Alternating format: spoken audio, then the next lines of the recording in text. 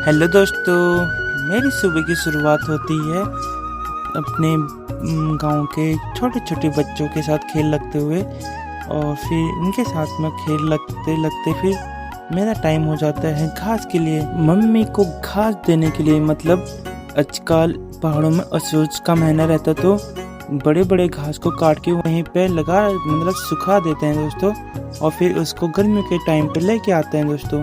और फिर मैं चला जाता हूँ रास्ते में और मुझे दिखती है हमारे गांव की चाची जो कि घास काट रही होती है।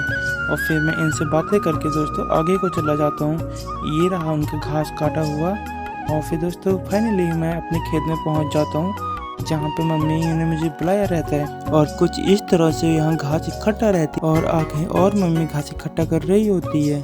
और यहाँ पर मैं अपनी टी शर्ट उतार के दोस्तों शर्ट पहन लेता हूँ, क्योंकि इस टाइम पर दोस्तों कांटे बहुत होते हैं जो पूरे कपड़े पर लग चिपक जाते हैं। उसके बाद मैं लग जाता हूँ अपने काम पे घास इकट्ठा करने। घास को एक जगह इकट्ठा करने के बाद बारी आती है इसको पेड़ में लगाने की दोस्तों। तो मैं मम्मी पेड़ पर लगा देते हैं घास को और फिर मेरा हो जाता है काम खत्म। मैं चल देता हूँ घर को।